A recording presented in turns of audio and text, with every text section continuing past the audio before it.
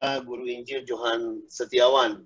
Saya pikir saya tidak perlu terlalu detail menjelaskan, memperkenalkan beliau karena dalam beberapa seminar sebelumnya beliau juga menjadi narasumber untuk kita. Saat ini Pak Johan adalah dosen teologi praktika di STTB Bandung dan saya mengenal beliau dalam beberapa tahun terakhir ini sangat banyak sekali menggeluti bidang misi, pemuritan, kemudian literatur dan media.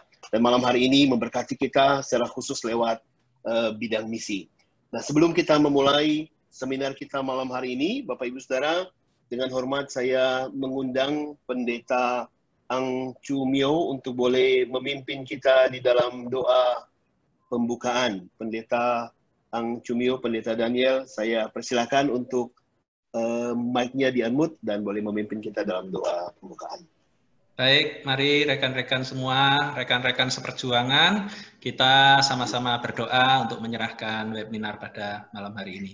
Tuhan, kami mengucap syukur buat kesempatan pada malam hari ini. Tuhan sudah memimpin kami semua dari berbagai tempat untuk bersama-sama mengikuti webinar. Tuhan berkati acara pada malam hari ini secara khusus untuk hamba-Mu yang Tuhan percayakan. Pak Johan, kiranya Tuhan pakai urapi beliau dengan kuasa Tuhan, sehingga apa yang beliau sampaikan pada malam hari ini sungguh-sungguh boleh bermanfaat buat kami semua, bahkan boleh mendorong kami untuk terus bergiat di dalam pekerjaan misi Tuhan. Tuhan, kami serahkan dalam tangan-Mu, rekan-rekan kami yang belum bergabung, kiranya Tuhan tolong segala kendala-kendala yang ada Tuhan singkirkan supaya kami bisa mengikuti acara ini dari awal hingga akhir.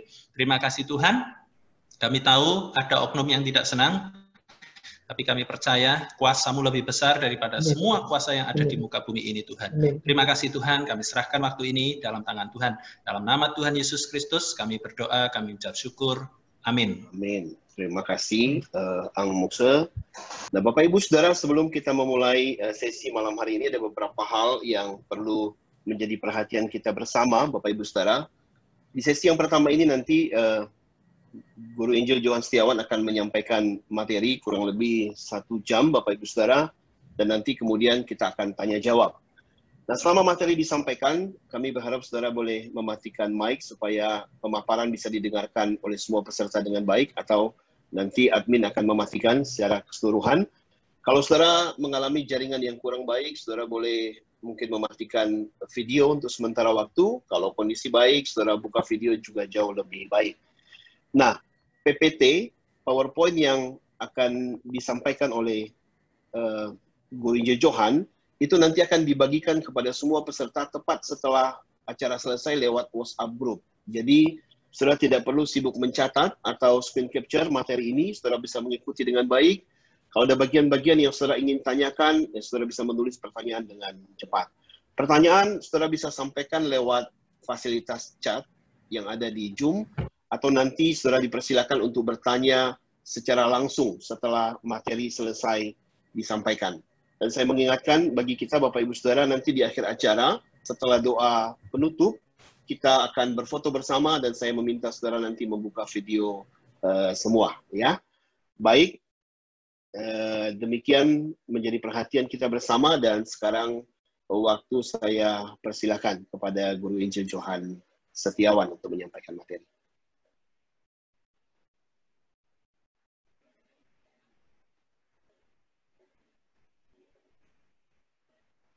Iya, Pak Johan sepertinya agak freeze.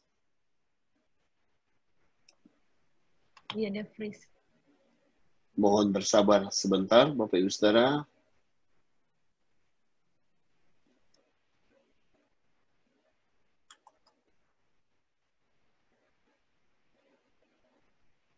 Pak Johan, kalau bisa mendengar, silakan.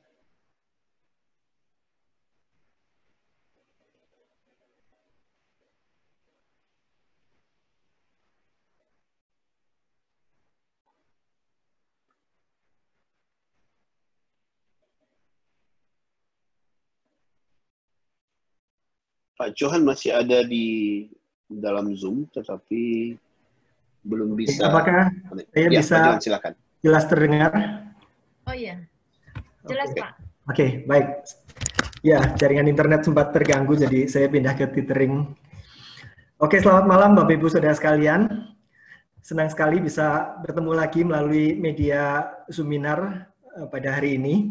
Tadi saya senang dengan salam dari Pak Daniel sebelum memulai doa ya. Salam untuk rekan-rekan sekalian, saudara seperjuangan begitu ya. Saya merasakan itu juga ketika kita membicarakan misi, kita adalah sama-sama rekan seperjuangan di dalam kerajaan Allah, di dalam membawa berita Injil kepada segala suku bangsa. Jadi saya sangat menghargai kesempatan seperti ini, boleh bersama-sama dengan Bapak Ibu Saudara sekalian di GKJ, rekan-rekan seperjuangan di dalam berita Injil, dan kita boleh saling menajamkan dan saling mendorong di dalam tugas yang mulia ini. Secara khusus malam hari ini kita akan sama-sama membicarakan tentang internet evangelism. Saya tahu ketika berhubungan dengan topik ini ada dua macam reaksi. Reaksi yang pertama, reaksi yang excited begitu. Wah, kita akan melakukan penginjilan dengan cara yang baru, dengan media, dengan internet begitu ya. Bagaimana cara melakukan lebih efektif. Buat beberapa yang lain, aduh, penginjilan melalui internet ya, sudah dengar kata internet, udah ruwet sendiri begitu ya. Mending saya penginjilan yang biasa sajalah daripada dengan internet begitu ya. Jadi ada berbagai hal yang muncul dalam pikiran kita mengenai topik ini. Tetapi pada malam hari ini saya ingin mengajak Bapak Ibu Saudara sekalian melihat hal-hal yang strategis dan hal-hal yang bisa ditolong melalui penginjilan melalui internet ini. Ini adalah satu fasilitas yang kita yang hidup pada zaman sekarang miliki. Ini tidak dimiliki oleh orang-orang pada zaman sebelumnya. Bagaimana kita menggunakan penginjilan melalui internet ini sebagai satu sarana yang efektif dan strategis di dalam pemberitaan Injil, itu yang akan kita renungkan sama-sama malam hari ini. Ya, saya akan share screen.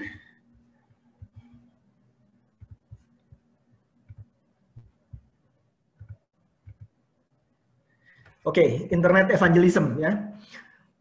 Sebelum kita mulai, saya ingin mengajukan beberapa pertanyaan. Pertanyaan pertama, kalau Bapak Ibu jalan-jalan begitu ya, berangkat ke kantor atau pergi ke tempat-tempat tujuan, ke mall dan sebagainya, perasaan apa saja yang mungkin timbul dalam hati Bapak Ibu Saudara sekalian ketika melihat banyak orang?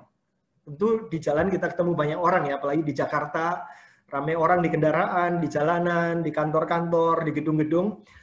Perasaan apa saja yang mungkin muncul dalam hati kita? Nah, pertanyaan ini tentu saja jawabannya bisa banyak sekali.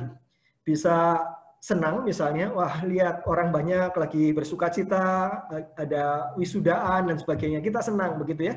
Bisa juga takut begitu ya, waduh ini orang banyak ini nanti jangan-jangan mereka membawa virus begitu ya, nanti kita ketularan dan sebagainya, kita jadi was-was takut begitu ya. Kadang-kadang kita lihat orang banyak sebel gitu ya, ini orang-orang susah sekali diberitahu supaya pakai masker, nggak pakai masker dan sebagainya. Ada banyak kemungkinan perasaan yang muncul dalam hati Bapak Ibu Saudara dan saya ketika ketemu dengan orang banyak. Nah, kalau pertanyaan ini kita lanjutkan, perasaan apa yang muncul dalam hati Tuhan Yesus ketika melihat banyak orang? Tentu perasaan Tuhan Yesus banyak sekali juga, sebagaimana perasaan kita ketika melihat banyak orang. Tetapi ada satu perasaan Tuhan Yesus, di antara sekian banyak perasaan ketika Tuhan Yesus datang ke kota-kota, ke desa-desa, melihat banyak orang, ada sesuatu yang diamati para muridnya. Sehingga ketika murid-muridnya mengamati Tuhan Yesus ketika berjumpa dengan banyak orang, dia mengamati satu kualitas perasaan yang ada dalam diri Tuhan Yesus ketika melihat orang banyak. Sehingga penulis Injil Matius mencatatnya. Sebenarnya bukan hanya di Matius, di bagian kitab Yohanes, bagian-bagian yang lain dikatakan Tuhan Yesus punya perasaan ini ketika melihat orang banyak. Mari kita perhatikan. Melihat orang banyak itu, tergeraklah hati Yesus oleh belas kasihan kepada mereka. Jadi di antara sekian banyak kemungkinan perasaan yang muncul dalam hati Tuhan Yesus ketika melihat orang banyak, ada sesuatu yang unik yang murid-muridnya lihat, yaitu belas kasihan.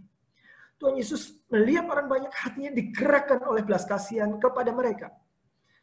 Permisi tanya Bapak Ibu Saudara sekalian, kapan terakhir kali di antara sekian banyak perasaan ketika kita melihat orang banyak, kapan terakhir kali hati kita digerakkan oleh belas kasihan melihat orang banyak? Mari kita pikirkan pertanyaan sederhana ini sejenak. Kita perlu bertumbuh semakin Christ-like, semakin serupa dengan Kristus. Dan Kristus ketika melihat orang banyak, hatinya digerakkan oleh belas kasihan. Kapan hati kita digerakkan oleh belas kasihan? Ketika melihat orang banyak. Hati Yesus digerakkan oleh belas kasihan ketika melihat orang banyak. Pertanyaannya adalah kenapa? Kenapa hati Yesus digerakkan oleh belas kasihan? Ayat-ayat selanjutnya menjelaskan minimal ada dua alasan. Alasan yang pertama, karena, kata karena itu memberikan alasan ya kenapa dia begitu. Karena mereka lelah dan terlantar seperti domba yang tidak bergembala. Ketika Tuhan Yesus melihat orang banyak, mereka melihatnya seperti domba, dan domba ini domba yang begitu banyak tetapi tidak bergembala. Alasan yang pertama. Kemudian alasan yang kedua, Tuhan Yesus memakai perumpamaannya ganti dari domba menjadi tuayan. Maka katanya kepada murid-muridnya, tuayan memang banyak tetapi pekerja sedikit. Dua ilustrasi ini menggambarkan kenapa Tuhan Yesus hatinya digerakkan oleh belas kasihan. Bapak Ibu Saudara sekalian, apa yang terjadi pada domba yang tidak bergembala? Di Israel sana, bukan di Indonesia ya. Kita lihat saja di tanah di sana itu seperti kerikil-kerikil lepas begitu ya, tandus begitu.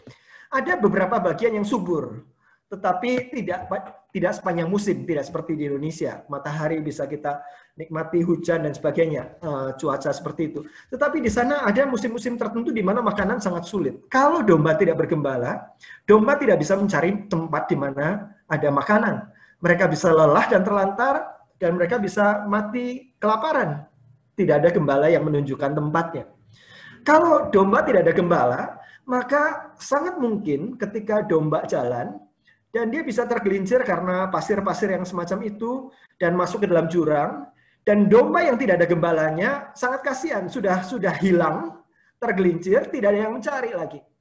Maka kita tahu cerita-cerita Alkitab di mana gembala yang baik itu mencari domba yang hilang, kemudian ketemu, diangkatnya. Bayangkan kalau kita menjadi domba yang hilang, tidak punya gembala yang mencari, maka makin lama kita lelah dan terlantar di sana, dan akhirnya mati juga. Domba yang tidak ada gembalanya, maka akan sangat mudah jadi sasaran empuk predator. Di dalam Alkitab sangat menarik, di antara sekian banyak binatang yang dijelaskan dalam Alkitab, domba itu predatornya banyak sekali yang dicatat di sana. Ya, ada beruang, ada singa, ada ular, dan ada serigala, begitu ya. Jadi banyak sekali predator domba, karena domba termasuk binatang yang tidak bisa mempertahankan dirinya sendiri. Kalau tidak ada gembala yang mempertahankan dengan tongkat dan gadanya, membela domba-dombanya, maka domba-domba ini akan lelah dan terlantar, dan cepat atau lambat prospeknya akan mati. Kelaparan mati, masuk ke dalam jurang mati, dimakan binatang buas mati. Domba yang tidak bergembala lelah dan terlantar, dan akhirnya akan berakhir dalam kebinasaan. Ketika Tuhan Yesus melihat orang banyak, hatinya digerakkan oleh belas kasihan kepada mereka, karena Tuhan Yesus tahu hidup mereka lelah dan terlantar, dan sooner or later, cepat atau lambat, mereka masuk dalam penghukuman kekal. Betapa hatinya digerakkan oleh belas kasihan ketika melihat orang banyak. Bapak Ibu Saudara sekalian, kapan hati kita digerakkan oleh belas kasihan ketika kita melihat orang banyak? Hari ini kita akan belajar beberapa hal technicalities tentang internet evangelism. Beberapa metode, beberapa teknik-tekniknya. Tetapi saya ingin kita mendasarinya dengan mulai dari hati, bukan dari keterampilan. Kita bisa menggunakan segala keterampilan, tetapi melakukannya tanpa kasih. Maka Alkitab katakan, kita bisa melakukan banyak hal tanpa kasih, maka itu akan menjadi sia-sia. Saya ingin mengajak kita untuk alasan kenapa kita melakukan internet evangelism ini, karena ketika kita melihat banyak orang, kita tahu bahwa mereka memerlukan berita yang kita miliki bagi keselamatan mereka. Katanya kepada murid-muridnya, tuayan memang banyak, tetapi pekerja sedikit. Tuayan banyak, siap dituai, sudah menguning, tetapi penuainya sedikit. Bukankah itu menceritakan kondisi dunia misi kita pada saat ini? Suku-suku terabaikan masih banyak sekali. Orang-orang yang belum mendengar Injil masih banyak sekali. Tuayan sangat banyak di mana-mana. Dan banyak di antara tuayan itu siap dituai. Sudah menguning. Tetapi yang masalahnya adalah bukan tuaiannya yang tidak siap, tetapi penuainya yang tidak siap. Penuainya, pekerjanya sedikit. Sudah sedikit, alat tuainya tumpul lagi. Jadi kita pakai sabit, sabitnya tumpul lagi. Udah pekerjaan sedikit, sabitnya tumpul. Nah, ini masalah. Ketika Tuhan Yesus melihat kondisi ini, hatinya digerakkan oleh belas kasihan, melihat situasi yang terjadi. Nah, Bapak Ibu Saudara sekalian, ketika kita melihat hal ini, maka kita perlu bertanya, bagaimana kita yang hidup pada zaman sekarang, di tengah sekian banyak kesempatan dan tantangan yang ada, kita bisa menjadi penuai-penuai yang diperlengkapi. Dikatakan bahwa kejahatan terbesar di gurun pasir adalah tahu di mana sumber mata air, tetapi tidak memberitahukan kepada orang lain. Orang-orang akan lelah, terlantar, lama-lama mati karena tidak bisa minum apa-apa. Kita tahu di mana sumber mata air, tetapi tidak memberitahukan siapa-siapa. Kalau itu adalah kejahatan terbesar dalam gurun pasir, ini pepatah bahasa Arab ya. Saya nggak tahu bahasa Arabnya, cuma artinya begini, begitu ya. Nah, betapa lebih besarnya lagi kalau orang sekedar haus, tidak minum, kemudian mati, hanya mati secara fisik. Tetapi bayangkan ada begitu banyak orang yang perlu mendengarkan berita kasih karunia. Tetapi kita tidak memberitahukan. Kita perlu terus gelisah dengan pemikiran bagaimana saya bisa menjadi alat di tangan Tuhan. Untuk di dalam providensia Tuhan, di dalam kedaulatan Tuhan, Tuhan membawa dan mengumpulkan orang-orang pilihannya bagi kemuliaannya. Dan Tuhan mau melakukannya bukan tanpa kita. Tuhan mau melakukannya melalui kita. Ketika kita membicarakan tentang penginjilan, kita membicarakan tentang sesuatu yang besar.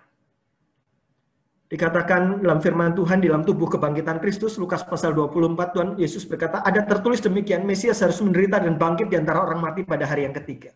Itulah karya terbesar Allah. Sesuatu yang Allah sudah rencanakan sejak semula. Dan Tuhan genapi di dalam kedatangan Kristus, kematiannya di atas kayu salib. Itu adalah puncak sejarah. Itu adalah titik terbesar karya Allah di dalam diri manusia. Tetapi karya itu perlu disebarluaskan. Dikatakan dan lagi dalam namanya berita tentang pertobatan dan pengampunan dosa ini yang dimungkinkan oleh darah Kristus harus disampaikan kepada segala bangsa mulai dari Yerusalem. Jadi ketika kita berbicara tentang Injil, kita berbicara tentang sesuatu yang sangat sentral di dalam tujuan dan rencana Allah bagi dunia. Dan ketika kita sedang membicarakan tentang bagaimana kita menjadi alat untuk menyampaikan Injil kepada segala bangsa ini, kita sedang membicarakan sesuatu yang sangat sentral di dalam karya Allah. Kita perlu mendekati topik penginjilan ini dengan hati yang penuh getar. Melihat bahwa Tuhan, saya boleh menjadi alat di dalam tangan Tuhan untuk mengerjakan tujuan dan rencana Tuhan sampai ke segala bangsa. Kita perlu terus memikirkan bagaimana caranya supaya kita bisa mengemban tugas ini dengan lebih baik. Nah, ketika kita membicarakan penginjilan, kita biasanya ketika bicara tentang memberitakan kabar baik, kita biasanya memikirkan cara-cara ini, bukan? Mungkin kita melakukan friendship evangelism, begitu ya, seperti gambar di pojok kiri atas, kiri bawah. Kemudian mungkin kita melakukan penginjilan melalui KKR, kita mengumpulkan orang di stadion, di gedung yang besar, banyak di situ, atau melalui interaksi-interaksi sosial di dalam olahraga, membagikan traktat, begitu ya, kita punya beberapa traktat kita bagikan pada orang-orang, atau melalui pelayanan kesehatan dan lain-lain. Kita biasa berpikir tentang penginjilan dengan cara seperti ini. Nah, tetapi masalahnya sekarang ada COVID. COVID di mana kita harus menjaga jarak. 1,5 meter, lebih baik lagi kalau bisa 2 meter dengan orang lain. Dan bagaimana hal-hal semacam ini dilakukan dengan physical distancing. Kalau begitu, berhenti dah kita penginjilannya, karena kita punya keterbatasan-keterbatasan untuk membangun jarak sosial dan fisik. Lalu bagaimana kita melakukannya dalam kondisi ini? Itu pertanyaan kita, pertanyaan banyak gereja. Sehingga tidak heran ketika Bilangan Research Center melakukan riset penelitian tentang 7 tantangan gereja dalam masa pandemi, tentang tantangan-tantangan gereja, dia menuliskan 7 tantangan terbesar gereja dalam masa ini. Salah satunya adalah tantangan ke-6, itu penginjilan tidak lagi menjadi prioritas banyak gereja di masa pandemi. Kenapa? Realitas gerejanya yang ditangkap oleh hasil survei Bilangan adalah, pertama, adanya physical distancing. Membuat penginjilan itu susah. Program misi juga susah dilakukan karena keterbatasan berkomunikasi secara personal. Bapak Ibu mengalami hal ini? Kami di STTP mengalami itu juga.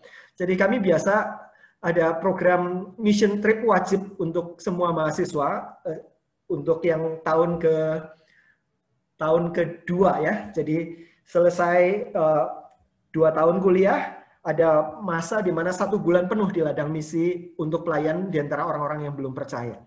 Tetapi kita tidak bisa melakukannya karena ada kondisi COVID ini. Nanti mereka terpapar dengan resiko COVID, waduh, kita repot nanti pertanggungjawaban kepada orang tuanya. Dan kita beberapa teman-teman yang biasa untuk melakukan penginjilan langsung begitu, jadi terbatas juga. Jadi ini adalah satu alasan yang sah, alasan yang real memang ada di depan kita. Adanya physical distancing membuat penginjilan dan program-program misi sulit dilakukan. Yang kedua, di dalam kondisi ini gereja lebih memusatkan sumber daya untuk memastikan semua anggota gereja terlayani dengan baik. Ya, jadi kita tiba-tiba harus switch ke online, terus harus bikin acara-acara sekolah minggu, acara macam-macam dengan cara yang kita tidak pernah lakukan sebelumnya, dan itu perlu waktu untuk mempelajarinya. Sehingga kita sibuk dengan banyak hal, penginjilan tidak lagi menjadi prioritas dalam kondisi seperti ini. Jadi saya pikir ini alasan-alasan yang realitas kondisi gereja kita sekarang.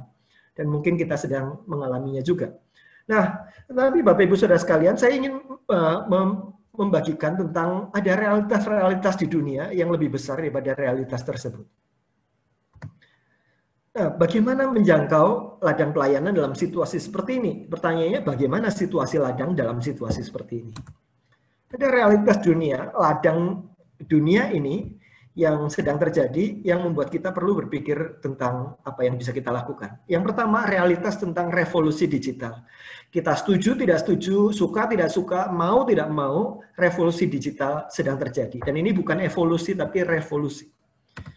Nah, ada istilah yang namanya perfect storm, atau badai yang sempurna. Itu badai yang sangat tinggi, bermeter-meter dengan kekuatan yang sangat dahsyat. Itu di lautan ada yang namanya perfect storm. Dan jarang terjadi yang namanya perfect storm ini, ya. Yang biasanya adalah storm, badai yang biasa.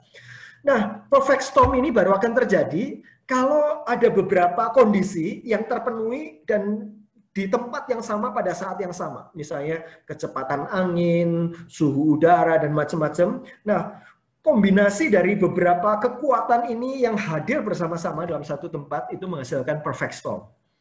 Nah, ada satu artikel yang sangat menarik di dalam internet, saya membacanya. Dia berkata bahwa the digital revolution could be compared to such a storm. Jadi revolusi digital ini bisa dibandingkan seperti sebuah perfect storm ini, ya, badai yang luar biasa. Kenapa? Karena terjadi perubahan-perubahan yang sangat besar dalam beberapa aspek, beberapa kekuatan-kekuatan dunia maya ini yang bergabung dalam satu waktu. Nah, minimal ada 3 hal yang terjadi. Pertama, mobile technology. Sekarang itu hampir semua orang itu punya HP. Dikatakan bahwa 90% orang di dunia itu bisa dihubungi lewat HP. Dan itu never happened before. Nggak pernah terjadi sebelumnya. Dan ini konsekuensinya besar sekali. Itu baru yang pertama. Yang kedua, tentang sosial media platform. Dulu orang cuma email, kemudian SMS begitu ya. Tetapi sekarang sudah bukan hanya email dan SMS. Sosial media platform bukan hanya dipakai, tetapi orang sangat luas menggunakannya. Dan yang ketiga, tentang video konten.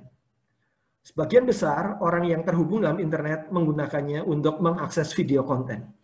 Dan ini perfect storm untuk sesuatu strategi, termasuk strategi misi dan strategi penginjilan. Kalau zaman dulu, ini menjadi sesuatu yang kurang relevan, karena tidak banyak orang yang pegang HP, sosial media platform tidak seperti sekarang, dan video konten juga tidak tersedia seperti sekarang. Kalau zaman dulu, mikir video itu udah ruwetnya udah banyak begitu di pikiran kita. Nah, tetapi dengan kondisi yang terjadi, ini perlu membuat kita berpikir strategi misi dan strategi penginjilannya harus seperti apa dalam dunia yang berubah ini. Nah, mari kita lihat beberapa data ya. Ini bulan April 2020. April 2020, kita lihat populasi dunia ada 7,7 miliar, 7,7 miliar, dan urbanisasi sangat besar, dan pengguna mobile phone ada 5,16 miliar. Kemudian internet usernya dan aktif sosial media konten. Ya, seperti tadi ya. Ini pengguna yang sangat besar yang mengakses komunikasi satu sama lain melalui internet. Dan ini adalah berapa jam yang dihabiskan menggunakan internet, ini data bulan Januari 2020. Di dunia rata-rata penggunaan internet harian itu 6 jam 43 menit atau hampir 7 jam setiap hari. Nah, di Indonesia coba Bapak Ibu lihat yang mana? Lebih kurang atau lebih banyak? Indonesia di sini. 7 jam 59 menit, hampir 8 jam. Rata-rata harian mereka terhubung dengan internet. Lebih besar daripada rata-rata dunia. Nah, waktu mereka terhubung internet itu ngapain aja?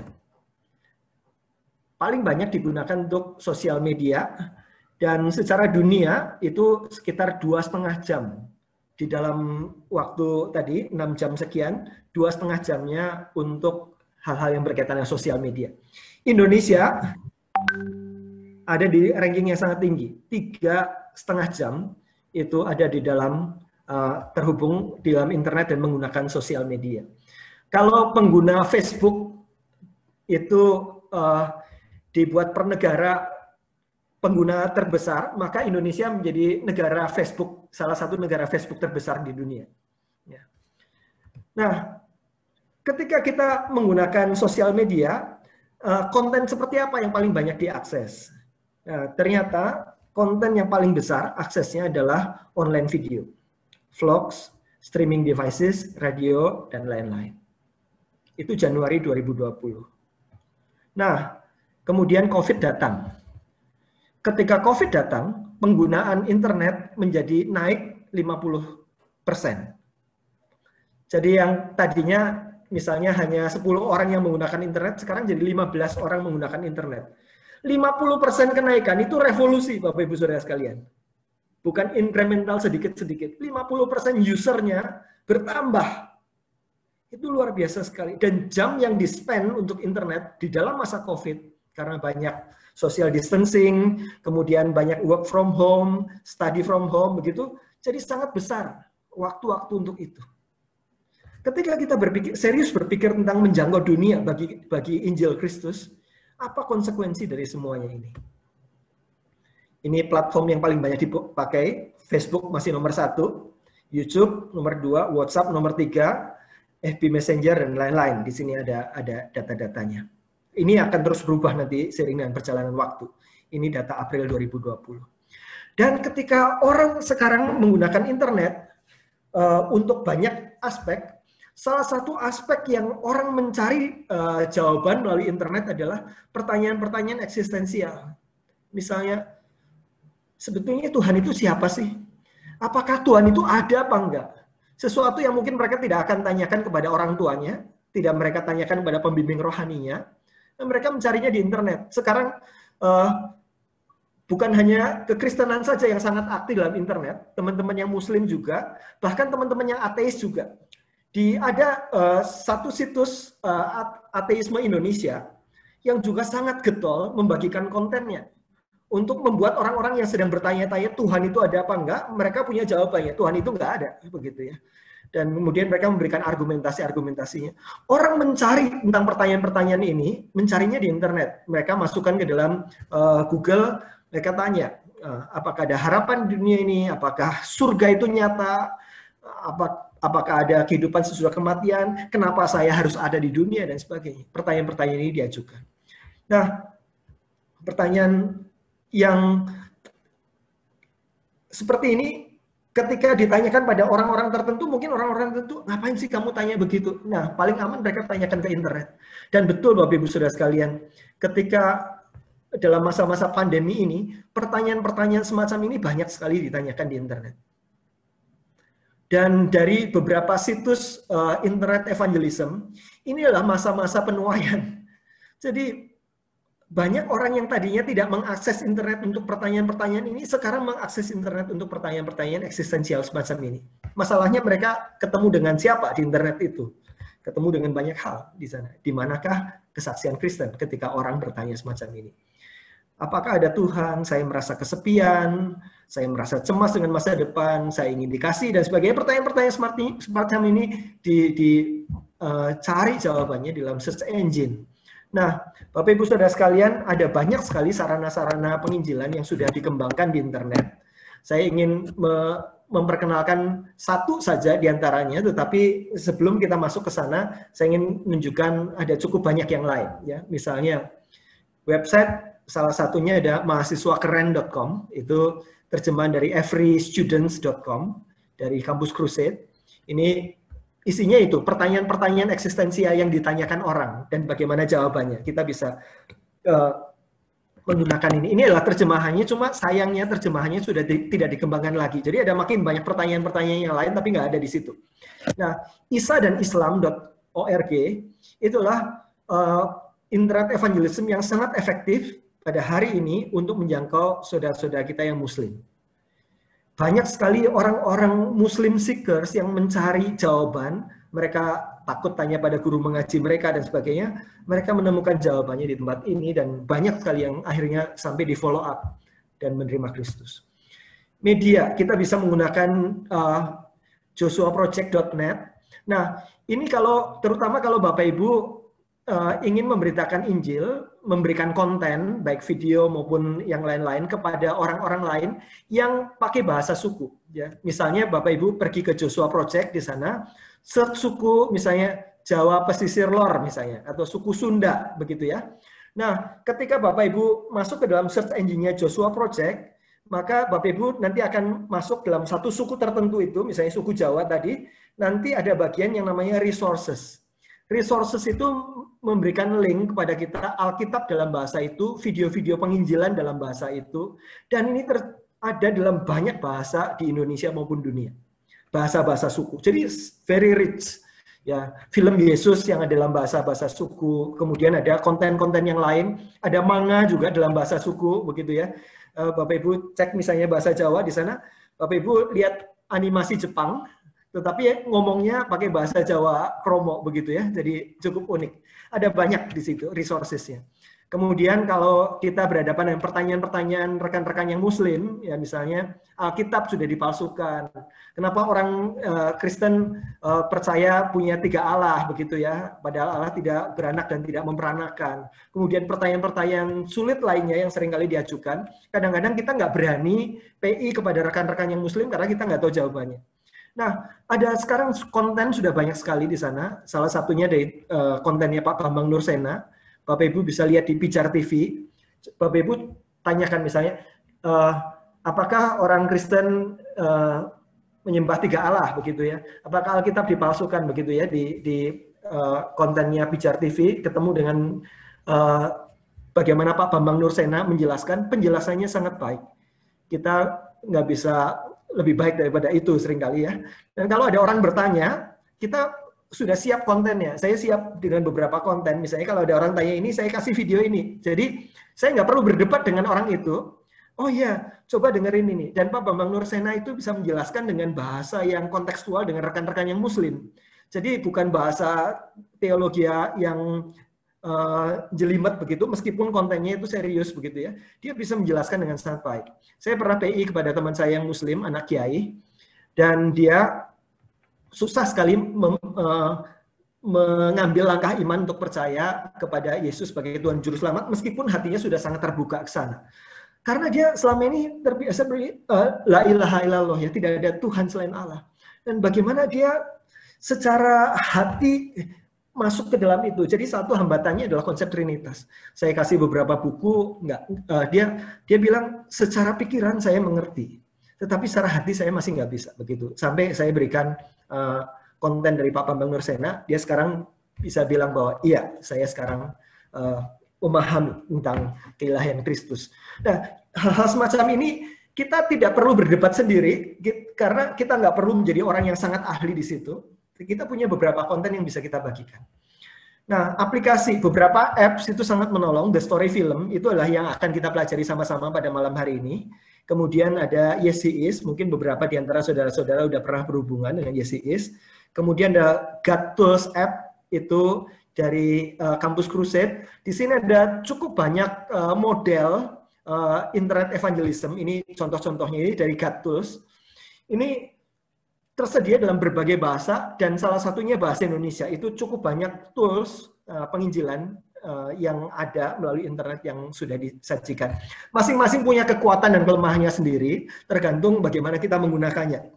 Ada internet evangelism yang kita bisa pakai untuk memulai percakapan. Jadi ada video-video pengantar yang kita kasihkan, kemudian orang itu berespon, kita ngobrol. Jadi ada dibukanya melalui video-video yang kita berikan. Itu ada tools yang begitu. Kemudian ada yang lebih frontal.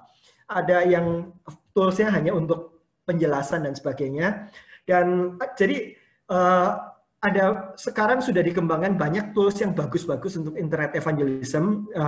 Saya ingin kita nanti akan belajar satu saja yang sederhana tapi bagus, begitu ya.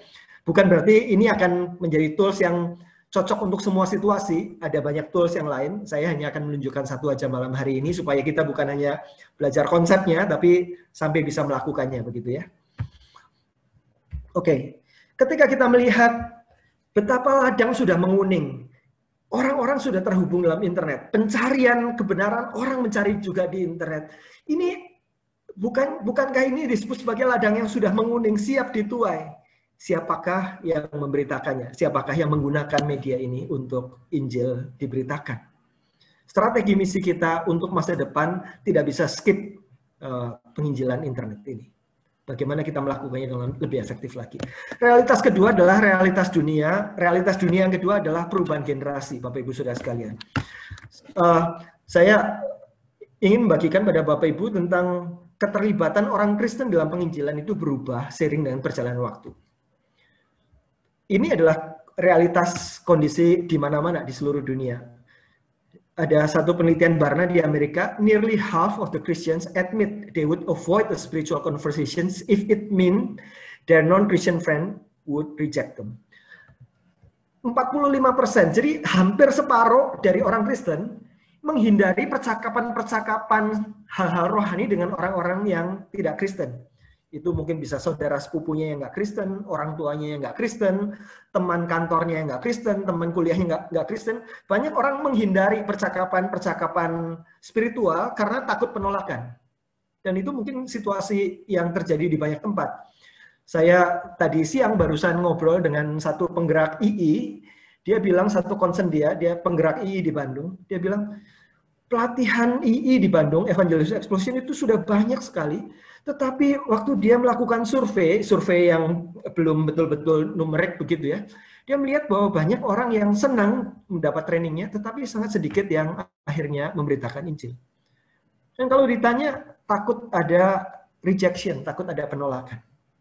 Dan saya pikir itu satu realitas kondisinya. Nah, mari kita lihat bagaimana internet evangelism menolong dalam hal ini. Nah, mari kita lihat data ini. Ini data yang baru, relatif baru dari Barna. Dan data ini adalah data penelitian bagaimana perubahan sikap orang Kristen yang sudah lahir baru terhadap penginjilan.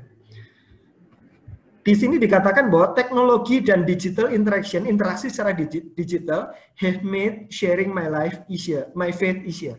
Jadi ditanya berapa banyak di antara orang-orang yang mendapati bahwa teknologi itu memudahkan mereka untuk membagikan iman.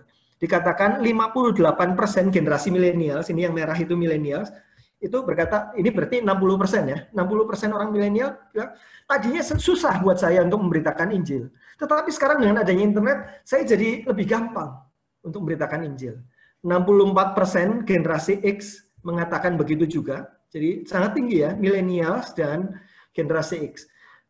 39% itu generasi baby boomers ya, generasi yang lebih senior, 39% mendapati itu, tetapi itu berarti 40%, 60% tidak tertolong dengan internet untuk penginjilan, tapi 40% masih tertolong.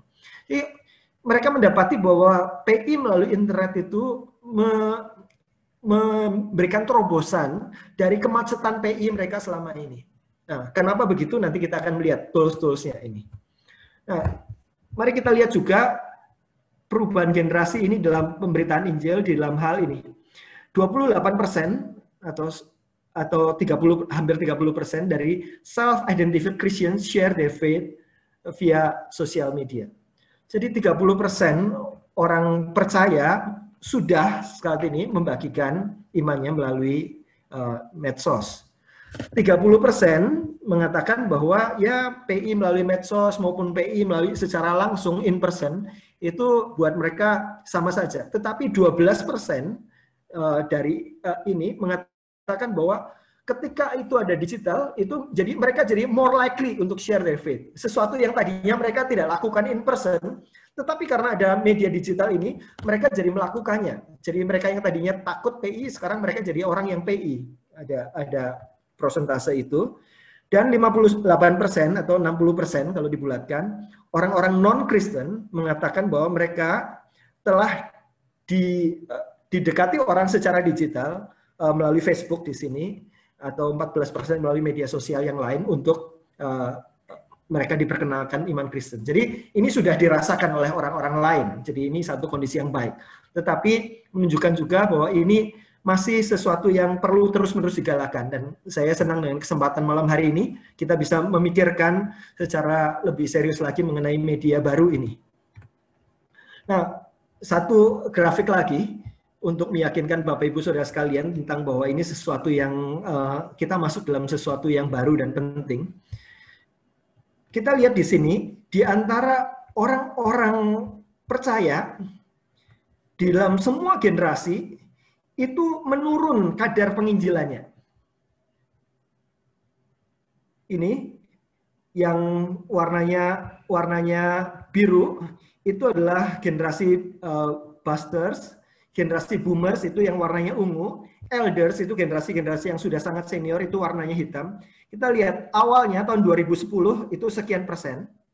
Waktu tahun 2013, ini survei longitudinal, semuanya menurun. Aktivitas penginjilan mereka semuanya menurun. Semua generasi itu kecuali satu generasi saja, yaitu generasi millennials. Naiknya 9%. Tadinya 56% pada 2010, ini data di Amerika, akhirnya naiknya 65% pada tahun 2013, aktivitas penginjilan mereka. Dan ini sebagian besar karena menggunakan internet evangelism. Jadi Bapak Ibu Saudara sekalian, kita punya dua realitas. Realitas pertama, realitas dunia yang sudah sangat terhubung. Spend waktu banyak sekali untuk itu, termasuk juga video. Realitas yang kedua, perubahan sikap orang terhadap penginjilan. Dan orang-orang ini sekarang mulai mendapati bahwa membagikan iman itu menjadi sesuatu yang lebih mudah. Menjadi sesuatu yang tidak susah. Karena media-media ini. Untuk itu kita perlu menolong jemaat untuk bisa mendaya gunakan media ini. Kalau enggak, kadang-kadang kita bisa membuat orang frustrasi. Waktu bulan misi, belajar pentingnya Injil dan sebagainya, kemudian merasa bersalah karena tidak melakukannya, karena waktu mau melakukannya takut dan sebagainya, kemudian akhirnya mentok di situ. Tetapi dengan internet evangelism, mereka jadi punya jalan untuk melakukannya dengan confidence. Mari kita pelajari lebih lanjut sekarang. Nah, jadi ini adalah rangkuman sebelum kita masuk dalam the story ya. Ini satu tools internet evangelism yang akan kita pelajari langsung. Ada rangkuman dari presiden dari Shoughton Evangelical Seminary, dia mengatakan begini, meskipun perubahan dalam cara membagikan iman dalam ber-PI mungkin membuat beberapa orang merasa tidak nyaman, terutama generasi tertentu, penginjilan online merupakan hal yang penting untuk menjangkau yang terabaikan dan akan menjadi hal yang sentral dalam memenuhi amanat agung dalam masa-masa berikutnya. Teknologi adalah masa depan. Kita dapat berenang melawan arus, atau kita dapat berselancar pada gelombangnya. Ilustrasi yang baik sekali. Teknologi adalah masa depan. Ini ada arus realitas dunia yang berbondong-bondong menggunakan teknologi semacam ini. Kita bisa berenang melawan arus. Enggak lah, saya nggak perlu menggunakan itu untuk PI begitu ya. Kita bisa seperti itu. Atau kita melihat ini sebagai gelombang di mana kita bisa berselancar di atasnya menggunakan perubahan-perubahan ini. Membagikan iman secara online dikatakan mungkin merupakan cara terbaik untuk menjangkau banyak orang yang lebih muda dengan Injil. Dan mungkin itu adalah satu-satunya cara menjangkau orang-orang di negara-negara yang pemerintah dan kebudayaannya menentang Injil. Ya, saya berharap kesimpulan ini boleh menjadi kesimpulan kita semua yang serius memikirkan misi dan penginjilan. Nah, sekarang how to, bagaimana kita melakukannya. Ya. Kita bisa melakukannya dengan modal handphone kita dengan jari kita saja. Jadi, you have the opportunity today, kita punya kesempatan hari ini to tell people from all over the world, menyatakan pada orang dari berbagai belahan hal-hal yang luar biasa yang Tuhan sudah kerjakan dalam hidup kita, right at your fingertip, dengan jari kita saja. Nah, itulah saya berharap ini boleh menjadi visi yang mulai kita seriusi pikirkan ketika kita berpikir misi dalam dasawarsa atau dalam milenial ke depan. Nah, kita akan belajar satu tools yang namanya The Story. The Story ini adalah satu tools yang dikembangkan dengan sangat baik oleh lembaga pelayanan yang namanya Spread Truth. Ya. Saya ingin memberikan beberapa pengantar tentang The Story ini karena saya yakin beberapa di antara saudara-saudara sudah mencoba memakai dan menggunakannya. Saya ingin kita lebih mengapresiasi dan mendayagunakannya alat ini. Kita dapat memberitakan kabar baik melalui kisah penebusan secara lengkap dan indah melalui The Story ini. Jadi kenapa saya merekomendasikan kita menggunakan ini sebagai starter kit, sebagai awal keterlibatan kita dengan internet evangelism. Ada banyak yang lain, tapi ini bisa menjadi awal yang baik. Karena saya sukanya di The Story itu kisah penebusannya disajikan secara lengkap. Karena ada banyak traktat yang isi Injilnya tidak lengkap. Cuma bilang kamu berdosa, datanglah pada Yesus Juru Selamat, maka kamu akan diselamatkan, begitu ya. Terlalu simplistik dan pesan Injil yang lengkap dan jelas tidak diberitakan. Nah, saya sukanya The Story karena kisah Injil lengkapnya diberitakan, mulai dari bagaimana Allah merancang manusia, semuanya indah, kemudian ada kejatuhan, penebusan, dan juga pengharapan kekal. Dan bukan hanya lengkap tetapi indah, dibuat dalam bentuk animasi yang menarik. Ini lamanya, durasi videonya itu hampir 6 menit. Tetapi karena animasinya sangat indah, jadi orang cenderung pengen lihat lagi dan pengen lihat lagi. Jadi ini kenapa kita memakai The Story. Kabarnya, kisahnya lengkap dan indah. Oke. Saya skip ini aja.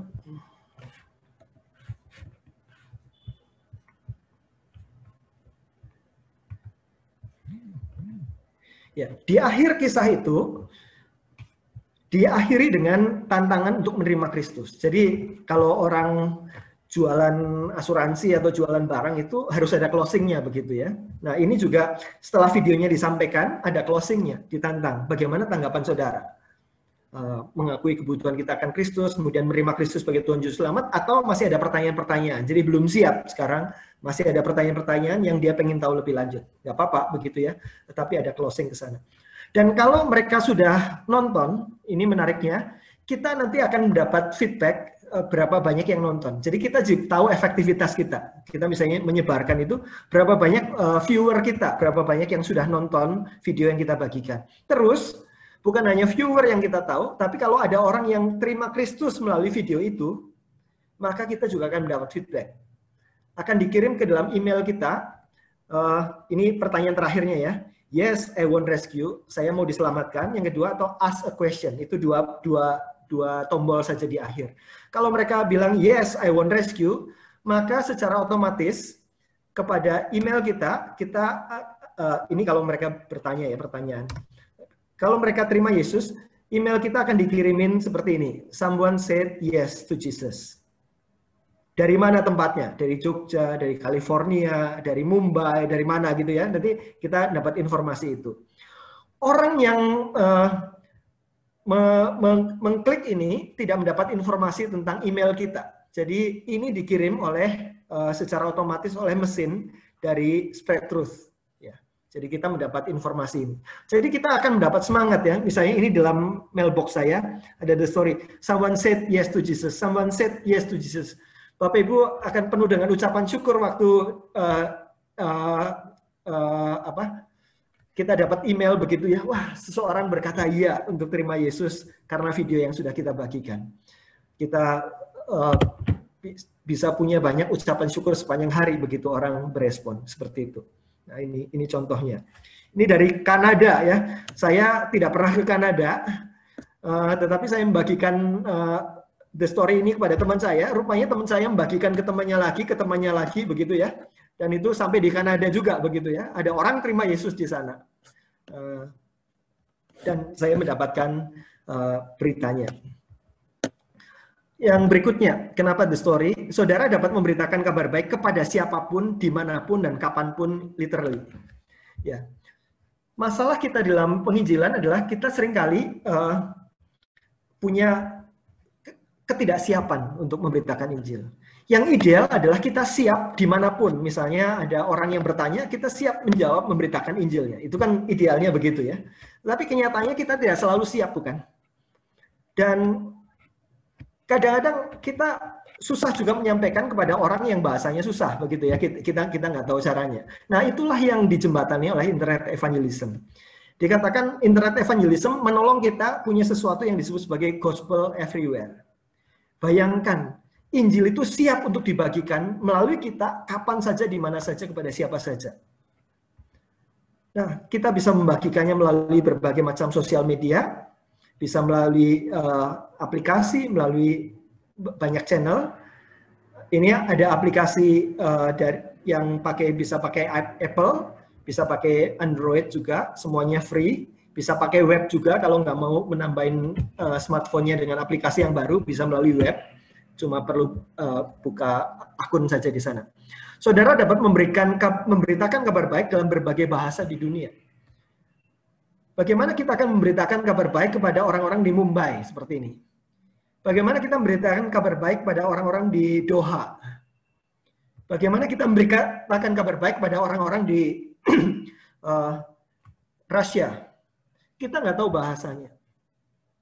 Nah, tetapi indahnya internet evangelism itu tersedia dalam berbagai bahasa. Untuk the story ada bahasa Inggris, bahasa Arab, Arabnya pun macam-macam, bahasa Chinese, bahasa Farsi, Perancis, Jerman, Jepang, Korea, dan sebagainya. Saya sudah memaksimalkan penggunaannya dengan mengirim kepada teman-teman yang punya bahasa. Oh, ini ada teman orang Korea begitu ya. Saya kirimin ke dia kirimin ke temannya lagi. Saya tidak bisa bahasa Korea, tetapi saya bisa memberitakan Injil kepada orang yang berbahasa Korea melalui video ini. Bukankah itu luar biasa? Saudara dapat memberitakan kabar Injil, kabar baik melalui internet evangelism ini dengan keberanian dan kesiapan. Perasaan apa yang muncul dalam hati kita ketika kita tahu bahwa saya sebentar lagi akan ketemu orang, saya akan melakukan perjalanan naik bus dari Bandung ke Jakarta atau naik travel.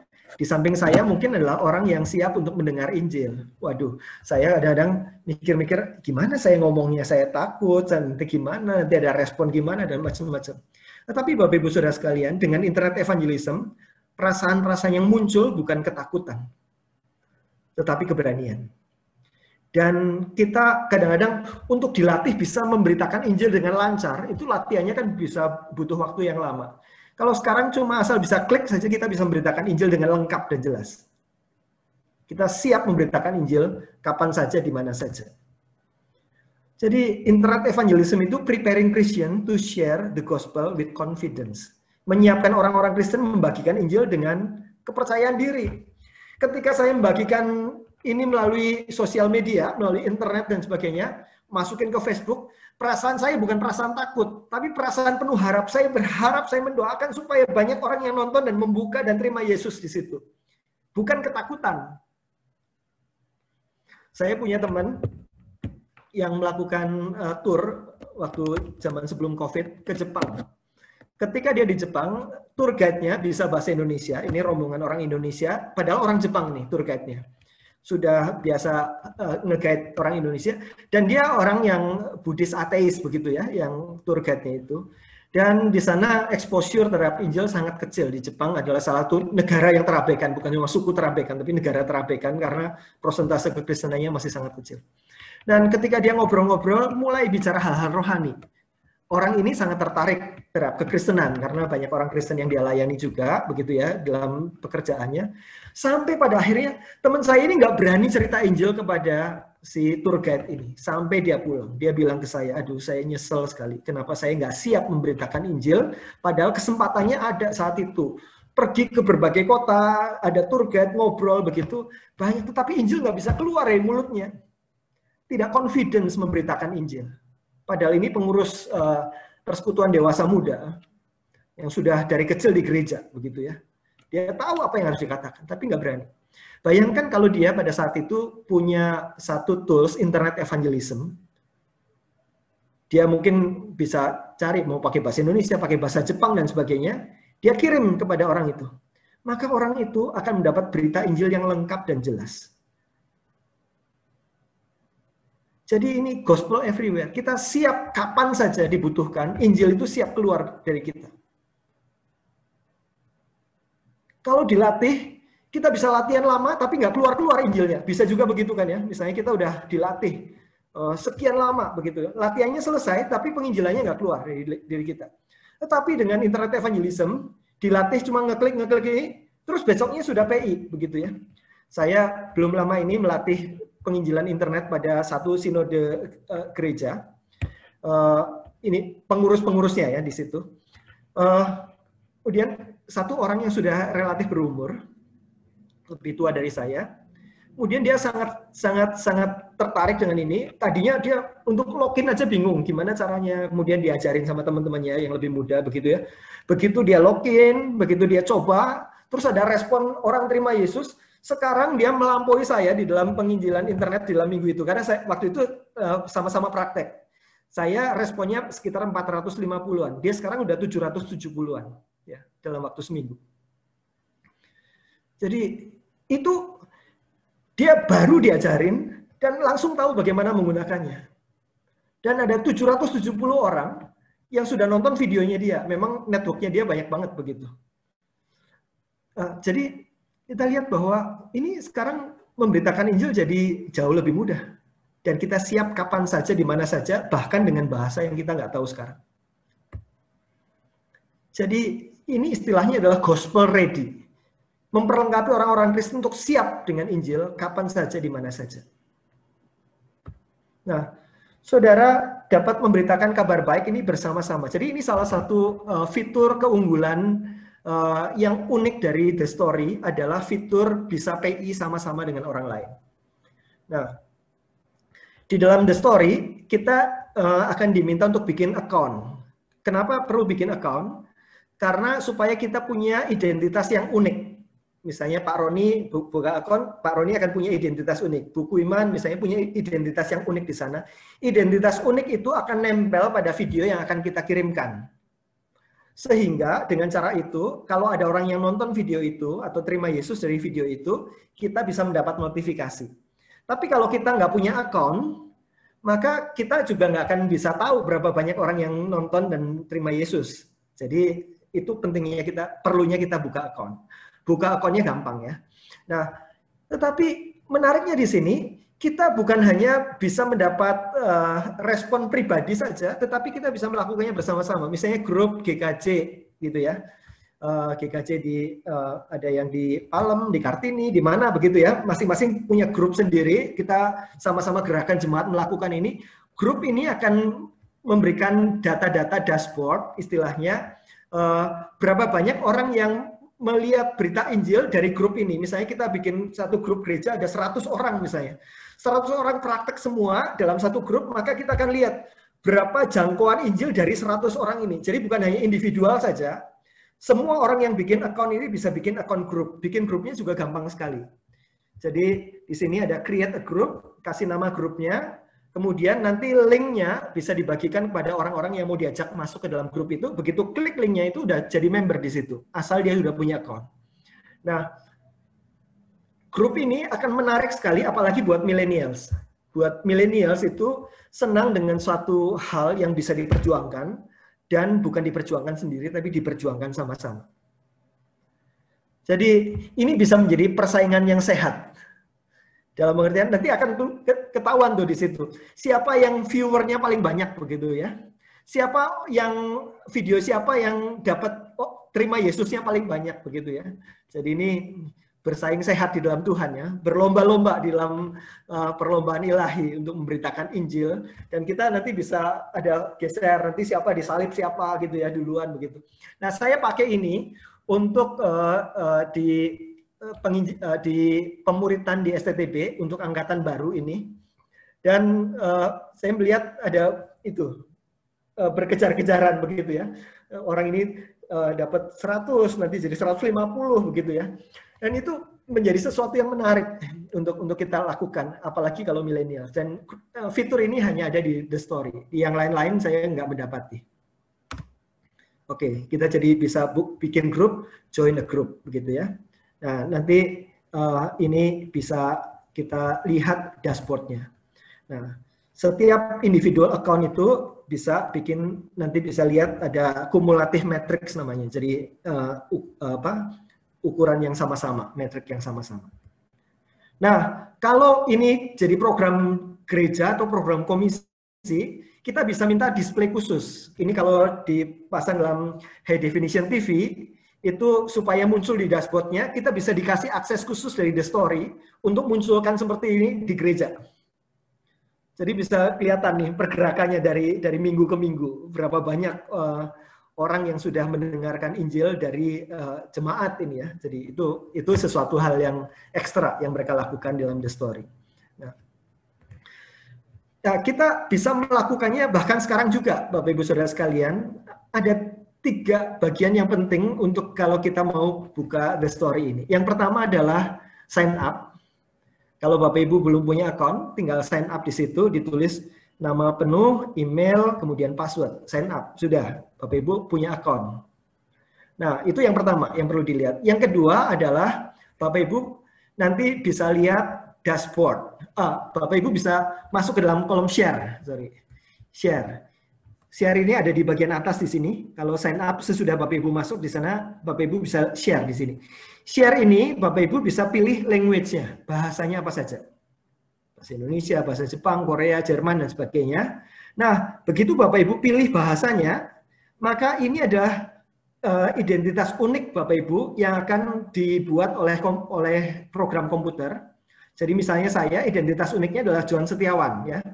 Jadi yang bagian depannya sama semua, story4.us, Johan Setiawan, terus garis miring ID. Garis miring di belakang ini menunjukkan bahasanya. Kalau bahasa Indonesia, garis miring ID. Kalau bahasa Prancis, garis miring FR. Ini adalah dibuat otomatis waktu kita pilih bahasa. Bahasanya apa? Nanti otomatisnya berubah di sini.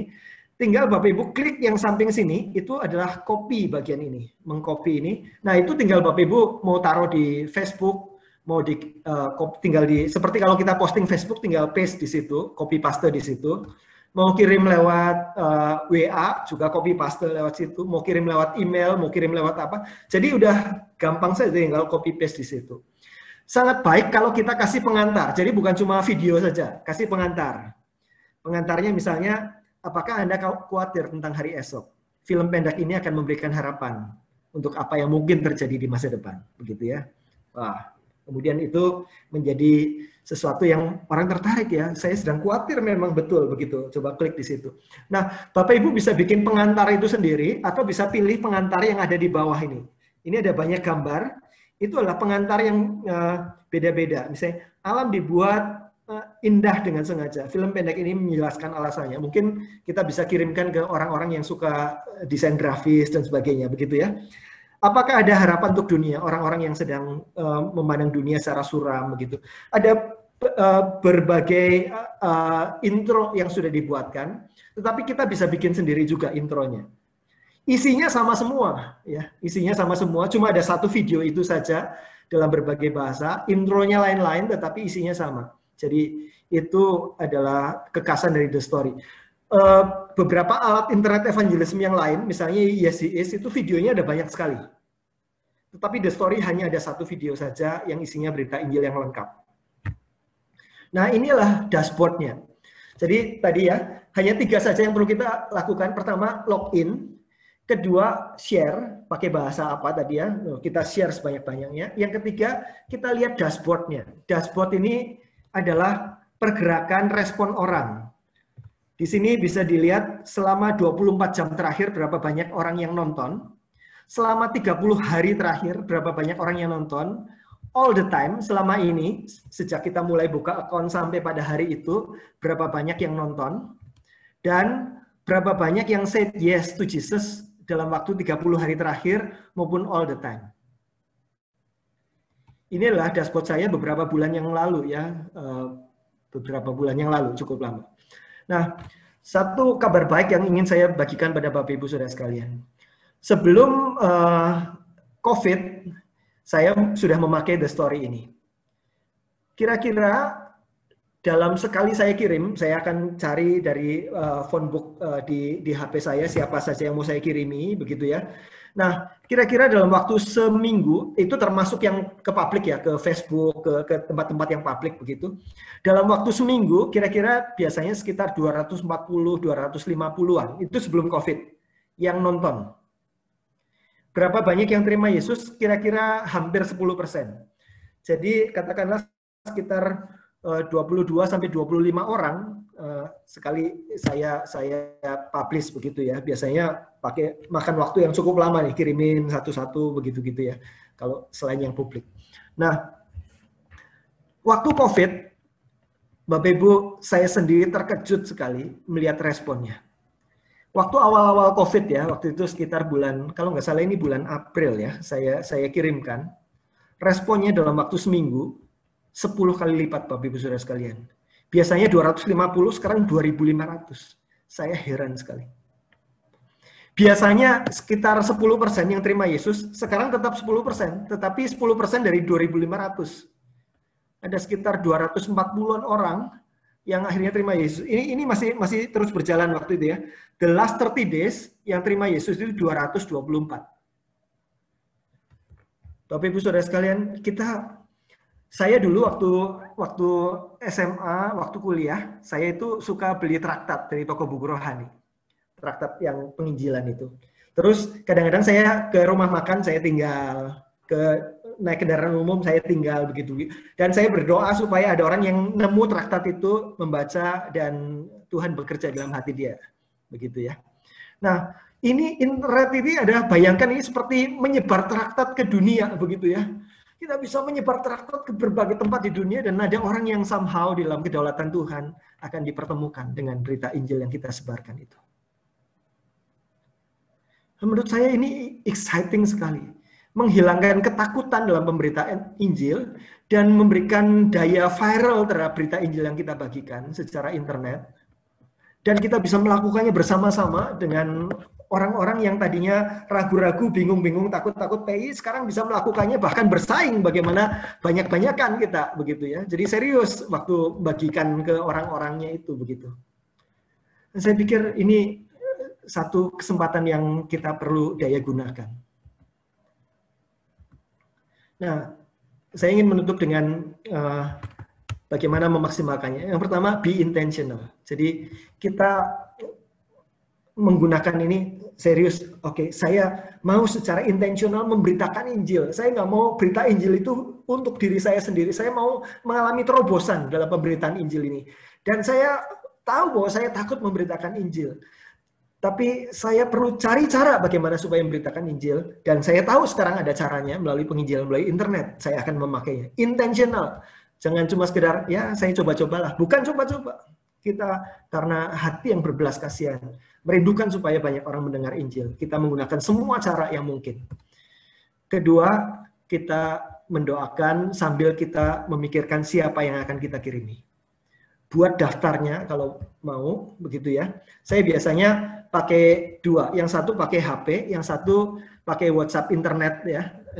Yang WhatsApp di komputer, di desktop. Saya lihat daftar namanya di HP ini, kemudian saya kirimnya melalui di sini supaya saya bisa langsung lihat daftar namanya. Tapi apapun metodenya, kita perlu pikirkan ini mau dikirim ke siapa. Orang itu mungkin tidak mau menerima atau tidak mau nonton video kekristenan dari orang lain. Tetapi kalau kita yang ngirim, orang itu akan nonton. Kita adalah orang dalam bagi grup-grup keluarga kita, bagi grup-grup alumni kita dan sebagainya.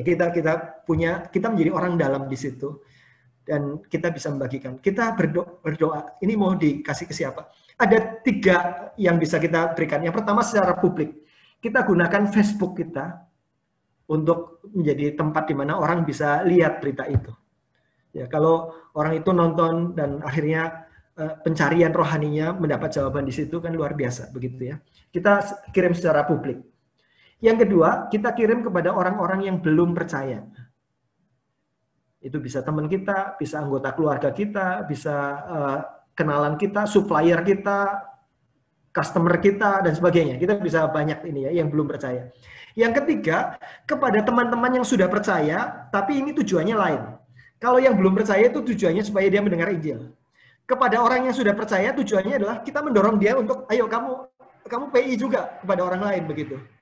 Supaya bukan saya saja, kita menjadi mobilizer. Ayo kamu PI. Nah, kita bisa menggerakkan dia, kamu buka akun lah di The Story misalnya, supaya kamu sendiri bisa mengalami dapat feedbacknya, berapa orang viewernya dan sebagainya. Tetapi akan ada orang-orang yang, aduh males lah, saya males buka akun, saya males gitu-gitu. Tapi kalau suruh vote, saya mau gitu ya. Nah, nggak apa-apa, kasih video kita kepada orang itu akan bagi-bagikan ya. Dia yang kerja, kita yang mendapatkan feedbacknya.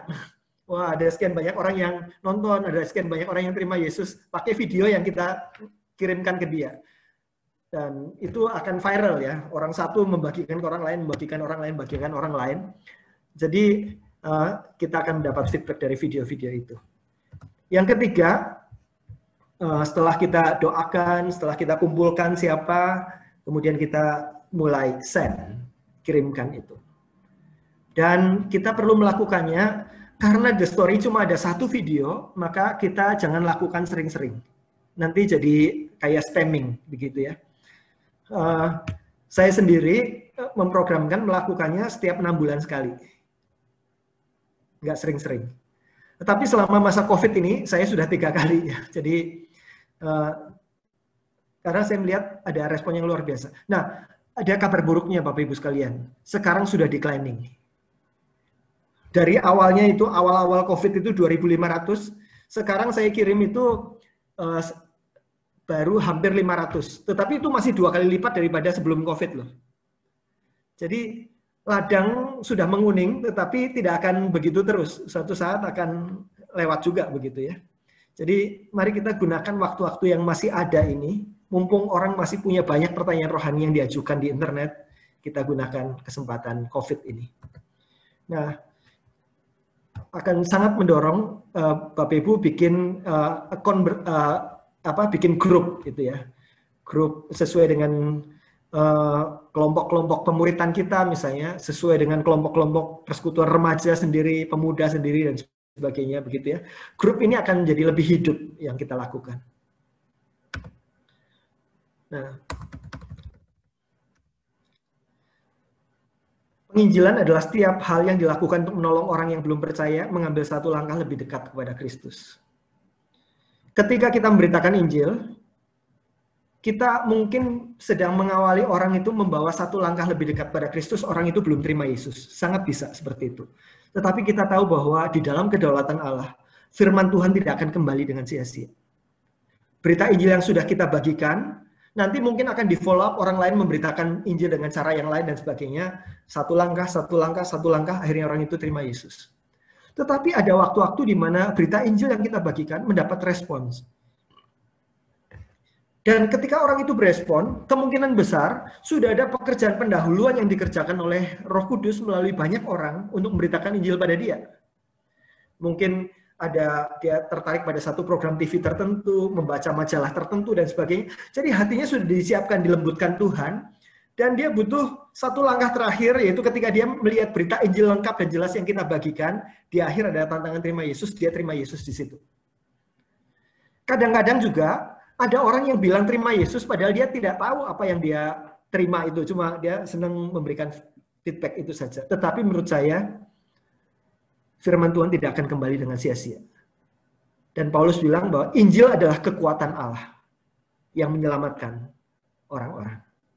Jadi di dalam segala keterbatasan ini, yang penting Injil terus diberitakan dan orang bisa berjumpa dengan berita Injil yang lengkap dan jelas untuk dia mengambil satu langkah lebih dekat. Syukur-syukur kalau itu langkah membuat dia langsung percaya dan menerima. Tetapi kalaupun tidak, itu mungkin langkah pertama atau mungkin langkah yang di tengah-tengah dan sebagainya, kita sedang membawa orang satu langkah lebih dekat kepada Kristus. Oke, itu yang saya bisa bagikan malam hari ini.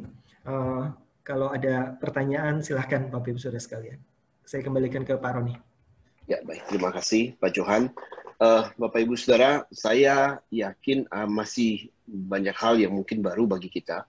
Tetapi ini sebenarnya akan menjadi sederhana ketika sudah mulai install dan sudah coba, Bapak Ibu Saudara. Di bagian awal memang perlu berinteraksi dengan aplikasi itu. Tetapi kalau sudah jadi, ini akan mudah sekali. Nah, mari gunakan waktu ini kalau saudara ada yang mau ditanyakan, saudara boleh bertanya. Kalau saudara ingin bertanya secara langsung, maka mari gunakan fasilitas yang ada di Zoom, Bapak Ibu Saudara. Karena saya tidak bisa lihat saudara kalau angkat tangan. Di bagian bawah layar itu ada reaction. Kalau saudara klik reaction itu ada tanda tepuk tangan dan tanda jempol.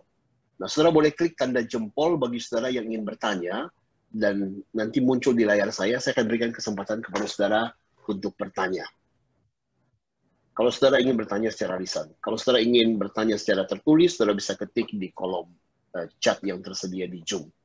Baik, silakan Bapak Ibu Saudara, jika ada yang ingin bertanya, baik secara lisan maupun secara tertulis.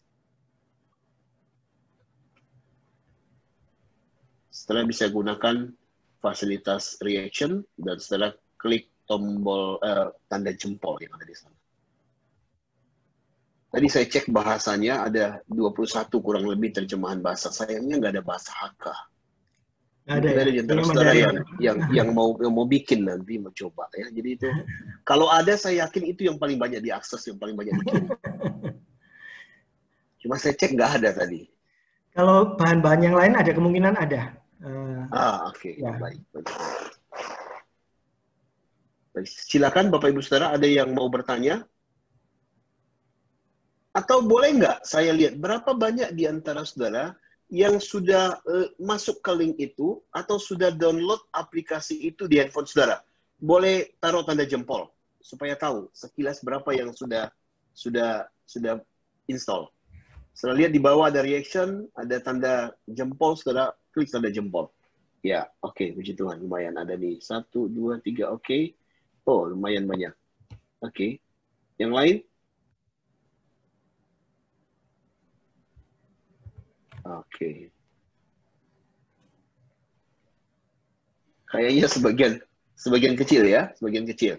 Saran saya mungkin WhatsApp group yang dibangun oleh Buku Iman itu kan sampai hari ini masih satu arah. Mungkin bisa dibuka dua arah. Jadi setelah ini beberapa hari ke depan, saudara boleh tanya jawab di sana. Rekan-rekan yang bisa boleh memandu bagaimana menginstall aplikasi itu, membuat settingannya. Lalu kalau saudara sudah berhasil coba, impresi pengalaman pertama ketika mendapatkan feedback dari orang-orang yang saudara kirimkan, saudara bisa bagikan di sana. Itu akan menarik sekali, Bapak Ibu Saudara. Ya. Cara gampangnya adalah ini pun ada di dalam YouTube video ya. Kalau cara gampangnya kita masuk ke ambil link dari YouTube-nya itu, nanti Buku Iman juga udah punya linknya itu, bisa memberitahukan. Nah, itu kita bisa sebarin ke banyak orang, itu pun ada berbagai bahasa, kita pilih bahasa yang cocok begitu. Tetapi itu cara gampangnya. Nah, cara gampang ini kerugiannya adalah kita tidak bisa mendapatkan feedback. Kan seperti kalau kita kirim video-video tertentu, ya kita nggak tahu berapa banyak yang sampai nonton dan berapa banyak yang berespon. Nah, itu kerugiannya. Kalau kita punya account, itu kita keindahan feedbacknya dan juga bisa melakukannya bersama-sama dalam grup itu lebih berasa. Pak Johan, di kolom chat ada satu pertanyaan dari Pak Daniel. Ini berhubungan dengan faktor keamanan. Apakah keamanan The Story ini terjaga untuk data pribadi kita? Ya, jadi yang tahu data pribadi kita adalah Spread Truth. Jadi tempat di mana kita login itu. Jadi yang orang yang akan nonton itu tidak tahu alamat email kita. Jadi dari mesinnya The Story itu yang akan forward ke kita kalau ada orang yang klik video itu dan nonton. Dan kalau nonton sampai selesai klik terima Yesus, itu adalah The Story. Jadi nanti akan ada di tim The Story-nya sana, mereka bekerja sama dengan orang-orang dari berbagai negara ya. nanti kalau ada pertanyaan-pertanyaan yang perlu di follow up, itu mereka akan bagikan kepada para responder dari orang-orang dari berbagai negara ini untuk meresponi pertanyaan-pertanyaan ini. Karena di belakang itu ada dua tombol. Yang satu, ya saya mau terima Yesus. Yang kedua, saya mau bertanya, begitu ya. Kalau mereka klik saya mau bertanya, ada satu kolom pertanyaannya. Kadang-kadang bukan pertanyaan, tetapi ada permintaan, begitu ya. Nah, ini akan diresponi langsung oleh Spread Truth, oleh The Story. Tetapi kadang-kadang ketika The Story itu melihat bahwa ini kayaknya bagus kalau kita meresponi, mereka akan kirim itunya apa? Yes, ada orang yang terima Yesus, kemudian di bagian bawahnya ada orang ini bertanya sesuatu kepada kita. Nah, kita bisa jawab itu kepada The Story yang akan menyampaikan itu sebagai jawabannya. Jadi ketika kita melakukan itu, kita berfungsi sebagai responder. Tapi kita juga bisa cuekin, misalnya saya nggak mau jawab lah, begitu ya. Itu ada nanti The Story yang akan menjawabnya, akan mengurusnya dengan tim dari Indonesia, begitu ya. Akan ada responder dari Indonesia. Nah, jadi ketika kita berespon dan sebagainya, kita anonim, orang nggak tahu kita. Nah, kecuali waktu kita WA ya, kalau kita WA ke saudara sepupu kita ya jelas orang itu dia dapat WA-nya dari saya gitu ya. Dia tahu tentang hal itu. Tetapi yang secara publik itu orang akan berrelasi dengan kita melalui filter The Story. Jadi ini The Story adalah dari pelayanan Spread Truth yang sangat memperhatikan masalah keamanan misi seperti ini. Ini sesuatu yang sudah biasa di sana lakukan. Jadi sudah sangat memperhatikan faktor-faktor itu. Jadi ada beberapa lapis untuk membuat kita tidak langsung ketemu langsung kecuali kita declare. Misalnya. Baik, semoga menjawab ya untuk Pak Daniel. Kalau ada saudara ingin bertanya langsung, saudara boleh pakai fasilitas reaction, saudara taruh tanda jempol supaya saya bisa melihat saudara yang ingin bertanya. Sambil menunggu Pak Johan, saya mau tanya Pak Johan, kalau di aplikasi ini, di dashboard, sorry, tidak kelihatan mungkin ya. Di situ ada 12 video, ada 12 kotak video. Ya. Apakah itu satu utuh, satu dia akan tampilkan semua, atau kita bisa copy per bagian dan share per bagian? Itu sebetulnya cuma bagian depannya saja, Pak Roni. Oke. Jadi itu videonya video yang sama, cuma tadi saya bilang, kalau kita kirim kan jangan cuma kirim videonya, tapi kirim ada pengantarnya begitu ya. Dan itu ada gambarnya juga sudah disediakan. Jadi kalau misalnya kita mau kirim lewat Facebook begitu, nah kita pengen pakai gambar yang mana dan kata-kata yang mana kita pilih di situ. Tapi isinya kalau diklik semuanya akan masuk ke tempat yang sama. Tempat yang sama. Ya. Kalau melalui WA kita kirim, yang kita butuhkan cuma linknya saja yang bagian atas. Nah. Saya suka bikin kata-kata sendiri, kemudian kasih pengantar, kasih video itu. Baik, ada satu pertanyaan lagi di kolom chat dari Bu Agnes atau Saudara Agnes. Apakah The Story akan tetap efektif sampai 5-10 tahun ke depan? Ya, ini setiap tools penginjilan selalu ada kelemahannya. Bahkan nggak perlu nunggu 5-10 tahun ke depan, saya mau katakan bahwa The Story untuk sekarang pun itu akan tidak efektif untuk orang-orang tertentu. Jadi ada beberapa tools penginjilan ya yang ada, misalnya yang tadi saya tampilkan, saya share screen sedikit lagi.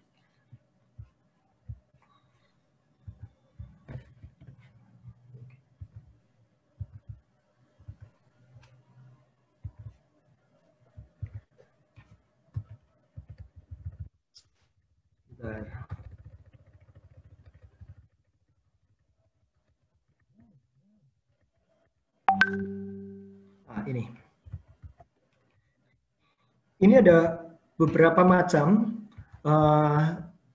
yang masing-masing punya kekuatan dan kelemahannya sendiri, alat-alat penginjilan ini. Nah, mungkin ada orang-orang tertentu yang kurang cocok. Kita kan kenal orangnya gitu ya. Dan kayaknya orang ini saudara sepupu saya kayaknya nggak cocok nih yang The Story ini. Tetapi kalau pakai yang Every Student misalnya, itu isinya pertanyaan-pertanyaan yang ditanyakan orang berkaitan dengan eksistensi hidup dan macam-macam, mungkin cocok. Atau mau pakai perspektif card atau solarium begitu ya, yang sifatnya lebih ke kita bercakap-cakap. Nah, kalau The Story itu lebih pasif sifatnya. Kita kirim begitu ya, dan kita kalau nggak ngapa-ngapain, kita cuma tinggal nunggu responnya saja. Itu pasif ya. Tetapi kita bisa aktif misalnya, setelah kita kirim kepada orang itu, kita bilang, kan orang yang kita kenal ya, gimana setelah kamu nonton itu? Ada pertanyaan nggak? Nah, itu kita bisa memakai The Story untuk secara lebih aktif. Nah, tetapi kalau mau untuk conversation seperti itu, ada beberapa pilihan-pilihan yang lain yang lebih interaktif. Misalnya Solarium Apps misalnya gitu. Itu untuk percakapan bisa lebih mengalir. Nah, begitu. Nah, jadi misalnya Yes He Is. Yes He Is punya banyak sekali video-video, mulai dari yang film horor, mau bicara tentang orang yang mengalami difabel, orang yang mengalami ketakutan macam-macam, itu pilihannya banyak sekali, kita bisa kirimkan, dan sesudah itu kita bisa pakai sebagai jembatan percakapan. Jadi yang saya mau katakan, kalau kita mencari jembatan percakapan, mungkin tools-tools lain lebih bagus daripada The Story. Nah, kita memakai The Story karena ini sederhana, kita bisa spread sebanyak-banyaknya, dan berita Injilnya sudah lengkap. Ini sebetulnya bukan tools yang dirancang untuk mengawali percakapan. Ini adalah tools untuk memberitakan Injil yang lengkap begitu. Jadi itu adalah kekuatan tapi juga keterbatasan The Story. Tapi yang penting kan Injil lengkap sudah diberitakan begitu ya dalam pikiran saya. Nah, kelemahan yang lain dari The Story adalah menurut saya itu agak terlalu sopan. Apa ya? Kurang menantang begitu ya. Jadi sifatnya lebih deskriptif. Inilah yang Allah kerjakan di dalam dunia ini. Ini yang Allah kerjakan di dalam Kristus dan sebagainya. Kamu mau terima Kristus dan sebagainya. Tetapi lebih soft begitu ya. Menurut saya kadang-kadang kita butuh yang lebih mendobrak begitu ya. Ini bagaimana dengan hidupmu begitu ya. Kalau di II kan ada kalau kamu mati hari ini, kamu masuk kemana begitu ya? Yang kayak begitu yang sesuatu yang lebih challenging gitu ya. Nah, saya merasa The Story terlalu soft pendekatannya. Tetapi beberapa orang mungkin cocoknya justru yang The Story begitu. Yang kalau langsung ditantang gitu, malahan orang, ini apaan sih begitu ya. Nah, jadi begitu. Jadi untuk sekarang pun akan ada yang cocok dan ada yang nggak cocok. Kita sendiri perlu peka dengan itu, atau udahlah sebar saja begitu ya. Nanti dalam kasih karunia Tuhan, siapa yang akan akhirnya berespon ya udah berespon. Kita mendoakannya begitu. Ya. Dan pasti nanti akan ada development lebih lanjut ke depannya. Sekarang sedang dibuat yang untuk versi anak-anak, PI untuk anak-anak. Cuma baru ada dalam bahasa Inggris dan menurut saya agak kurang kena gitu isinya. Tetapi ini adalah development, sesuatu yang nanti akan semakin baik begitu. Oke. Saya membayangkan saudara kalau malam hari ini kita berhasil daftar, kemudian tahu menggunakannya, kemudian mulai share ke jemaat kita, itu besok ada mungkin saja ada beberapa jemaat yang mendapatkan share berkali-kali dari macam-macam orang. Itu akan membuat mereka penasaran, ini apa sih videonya? Dan kemudian mereka nonton saudara, lalu kemudian bagi ke lebih banyak orang, dan saya pikir, wow, ini akan sangat menarik ya. Link videonya sama, tetapi pengantarnya bisa berbeda-beda sesuai dengan bahasa saudara masing-masing. Nah, ini videonya beda-beda, Pak Roni. Kalau unique ID, kalau kita sudah login gitu ya. Jadi makanya login dulu saja supaya kita dapat feedback itu. Nah, saya cerita sedikit ya, beberapa bulan yang lalu ya, saya diminta untuk membawakan tentang internet evangelism juga ke Persekutuan Mahasiswa Kristen Maranatha, begitu ya. Karena kan ada beberapa fakultas begitu. Dan betulan mereka tidak semua fakultas ya, ada fakultas-fakultas tertentu yang ikut di situ, terus mereka nggak bergerak begitu ya. Oh, udah dapat gitu. Mungkin beberapa orang yang ikut mereka jalan sendiri-sendiri. Tetapi beberapa fakultas betul-betul bikin grup. Jadi mereka menggerakkan teman-temannya yang lain, ayo bikin grup, kemudian bikin grup fakultas itu dan melakukan penjangkauan untuk mahasiswa baru. Mahasiswa yang sudah masuk jadi mahasiswa baru di Universitas Kristen Maranatha yang mereka belum pernah ketemu, biasanya kan mereka bikin kebaktian awal tahun ajaran, kata begitu ya, kebaktian awal tahun ajaran, di sana ada KKR begitu ya, tantangan terima Yesus. Tapi sekarang kan nggak bisa dilakukan. Nah akhirnya mereka pengurusnya genjot dengan internet evangelism ini, bikin grup bersama-sama. Jadi, nah ketika ada yang menjadi motor untuk bikin grupnya itu bareng-bareng, itu akan lebih jalan dibanding dengan kalau kita jalan sendiri-sendiri. Dan lebih menyenangkan juga, lebih seru begitu. Terus juga tidak semua kita kan cukup nyaman dengan teknologi begitu ya. Jadi kalau ada grupnya, ini gimana sih? Kayak tadi Pak Roni bilang ada WA grupnya. Kalau begini harus diapain begitu. Nah, karena namanya teknologi juga kadang-kadang ada macet-macetnya juga begitu ya. Tapi selalu ada di antara kita yang ngerti ini digimanain begitu.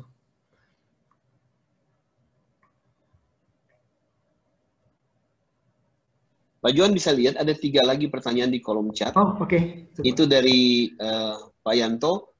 Kalau videonya cuma 1 di-share terus kan bosan. Bisa bikin sendiri nggak kalau diposting? Oh ya, ya selalu bisa kita bikin sendiri. Cuma bedanya ini, bedanya kita nggak bisa punya mesin unique ID-nya itu, sehingga kita mendapat feedback. Bedanya itu aja.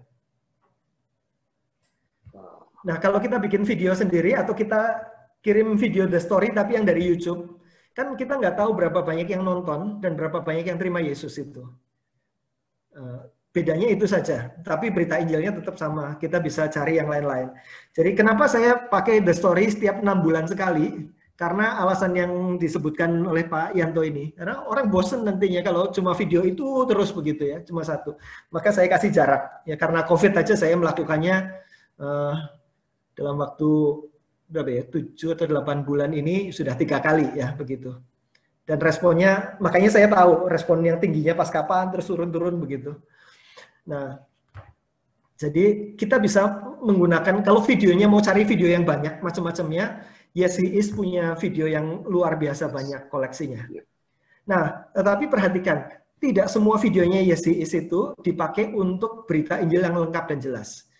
Mayoritas video mereka dipakai untuk membuka percakapan rohani, untuk kita bercakap-cakap lebih lanjut. Menurutmu gimana di situ? Kemudian muncullah ngobrol-ngobrol lebih lanjutnya itu. Topiknya banyak sekali, mulai dari masa depan, anak muda, masalah pornografi, masalah segala macam itu banyak sekali. Video-video pendek yang bisa menjadi pemantik percakapan. Nah, tapi kita harus memfollow up dengan percakapan itu. Nah, video-video itu tidak memberitakan berita Injil secara lengkap dan jelas karena tidak didesain untuk itu. Cuma di dalam video Yes He Is ada beberapa yang berita Injil lengkap dan jelas. Kita bisa pilih itu juga, kita bisa bagikan. Ya, jadi ya tadi The Story, maka saya bilang kan ini sebagai starting point untuk kita masuk dalam internet evangelism. Habis itu kita coba-coba beberapa yang lain begitu ya. Pak Johan, apa sempat cek itu video yang tersedia di situ itu berapa megabyte ya, Pak Johan? Coba berapa megabyte ya? Saya cek bentar. Enggak nih ya. Kalau berapa lama dibutuhkan untuk download tergantung kepada kecepatan internet kali ya. Tidak perlu download kalau untuk ini. Kita tinggal cuma kirim link saja. Oke. Ya, cuma kirim link saja ya. Ya. Oke. Kalau download dan kita kirimkan videonya, beberapa orang merasa terganggu karena jadi bikin berat itu. Yes. Tapi kalau mereka perlu nonton kan dia perlu masuk dan download juga kan, lihat kan. Dan itu berapa megabyte? Apakah cukup besar nggak ya? The Story film ini kisah ya, coba. Saya perlu download untuk saya tahu. Coba saya sambil download sambil ngobrol-ngobrol. Baik, sambil itu menunggu Pak Johan. Itu di kolom chat ada satu pertanyaan dari Pak Vincentinus, itu cukup panjang, mungkin Pak Johan juga bisa lihat sekalian. Oke, bentar. Saya download dulu bentar. Oke. Pertanyaannya, sambil saya baca ya. Ya, silakan. Apakah selama menggunakan aplikasi The Story ini, ada pertentangan atau feedback yang nggak baik atau kurang baik dari kepercayaan di luar Kristen? Misalnya, seperti kisah tentang Yesus ya. Pertanyaan keduanya nanti, apakah video The Story ini lebih fokus menayangkan sosok Yesus Kristus alias video ini fokus ke agama Kristen secara umum sehingga yang melihat, yang berpikir ini khusus untuk yang Kristen saja. Oke. Ya. Ya, jadi selama ini saya sudah menggunakan sekian lama, beberapa tahun, tidak pernah ada pertentangan, termasuk yang saya posting di Facebook secara umum begitu ya. Kan terserah orang mau nonton mau nggak nonton juga suka-suka dia begitu ya. Jadi selama ini juga nggak mendapat komentar-komentar yang gimana begitu dari orang-orang yang menonton itu. Jadi sejauh pengalaman saya tidak ada masalah dengan itu. Terus sosok yang ditayangkan memang ini adalah cerita dari What You Kristen ya, bicara tentang meta narasi Alkitab, mulai dari penciptaan, kejatuhan, penebusan di dalam Kristus, dan pengharapan kekal. Jadi ini adalah sesuatu yang sangat Kristen yang ditampilkan di situ. Akan beberapa orang yang nonton itu tentu saja orang-orang yang mungkin punya pertanyaan-pertanyaan tertentu yang mungkin terjawab dari situ. Beberapa orang masih perlu pelayanan pendahuluan untuk sampai pada oke, saya mau menerima What You Kristen ini begitu ya. Nah, kalau ini adalah disampaikan pada orang yang sudah terbuka sekali, ini akan menolong membawa dia satu langkah lebih dekat pada Kristus. Tetapi kalau buat orang yang masih perlu pelayanan pendahuluan, mungkin hal-hal yang sifatnya apologetika, misalnya video-video dari Papa Mangur Sena begitu ya, atau dari website Isa dan Islam, itu akan jauh lebih menolong. Ya, tapi video ini itu salah satu keterbatasannya. Jadi keterbatasannya perlu satu tingkat keterbukaan tertentu terhadap kekristenan untuk orang bisa appreciate ini. Nah, saya sempat bagikan ke teman saya yang pelayanan pembantu rumah tangga di Singapura. Di sana kan ada banyak pembantu rumah tangga dari Indonesia. Kemudian dia senang sekali dengan video itu. Dia bagikan kepada teman-teman pembantu rumah tangga yang dia layani. Dan dari situ viral. Satu orang bagikan lagi. Nah itu sudah nggak peduli yang terima orang Kristen, Hindu, Buddha begitu ya. Pokoknya udah jalan begitu terus. Yang penting Injil diberitakan. Karena dalam masa-masa ini kebanyakan mereka tetap tinggal di rumah dan mereka sangat heavy menggunakan medsos itu. Itu apalagi kalau lagi nungguin misalnya orang-orang tua, mereka kadang banyak yang merawat orang-orang tua, banyak sekali waktu nganggur mereka. Pakai HP sangat banyak sekali dan mereka kirim-kirim begitu. Jadi ini sesuatu yang tadinya susah, penginjilan itu buat banyak orang tadinya susah, sekarang menjadi sesuatu yang gampang dan bisa menjadi sesuatu yang viral begitu. Nah, itu kekuatan dari internet evangelism. Baik, terima kasih Pak Johan. Bapak Ibu Saudara, berhubungan dengan respon ini, satu hal yang saya yakin, kita tidak akan pernah tahu respon orang seperti apa kalau kita belum coba untuk mengirimkannya. Jadi mari lakukan saja, just do it. Kita coba malam ini atau besok dan lihat responnya seperti apa Bapak Ibu Saudara. Dan saya yakin Tuhan bekerja dan saudara akan amazed dan kagum dengan apa yang saudara lihat Tuhan sedang kerjakan melalui hidup saudara. Ya. Kalau ada pertanyaan lagi, Bapak Ibu Saudara, kita pakai waktu beberapa menit lagi. Silakan kalau masih ada yang ingin bertanya.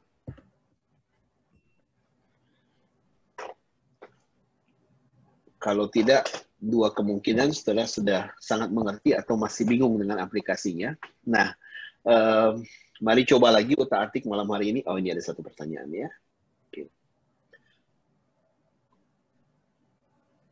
Oke.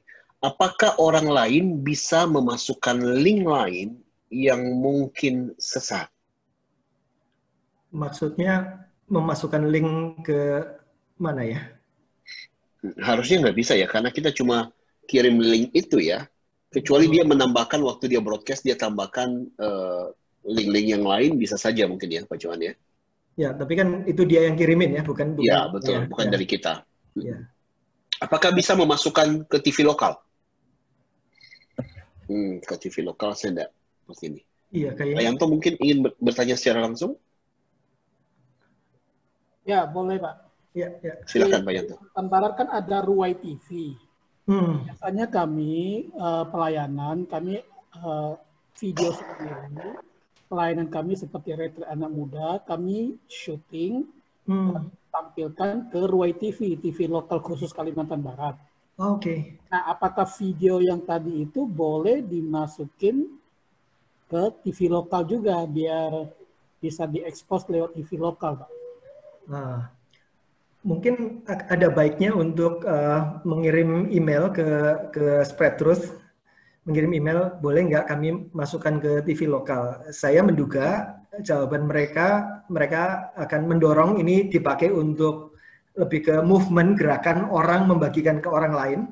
Tetapi kemungkinan besar mereka juga tidak keberatan untuk itu, karena bagaimanapun yang penting Injil diberitakan. Nah, tujuan mereka adalah sebanyak mungkin orang yang mendengar Injil. Kalau ada yang mau masukin TV, ya mereka akan sangat bergembira dengan itu. Jadi saya menduganya akan seperti itu, tapi perlu bersurat kepada mereka. Ya. Oke, terima kasih Pak Jawab.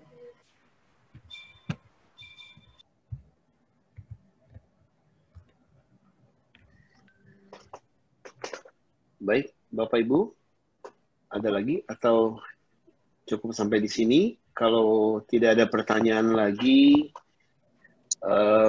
sebelum kita tutup nanti, Bu Iman ada pengumuman dari Departemen Misi? Oh iya, ada sedikit ya. Saya mau share. Nah, dari Departemen Misi juga akan mengadakan seminar khusus misi dalam bahasa Mandarin. Jadi nanti ini saya akan bagikan di grup. Jadi bagi rekan-rekan yang ada di grup yang bisa bahasa Mandarin bisa ikut, karena diadakannya tanggal 17 November, hari Selasa, jam 7 malam. Tidak diterjemahkan, khusus bahasa Mandarin. Bagi rekan-rekan yang punya orang tua, saudara yang bisa bahasa Mandarin, coba dibantu gitu ya, dibagikan, dan juga dibantu untuk didaftarkan.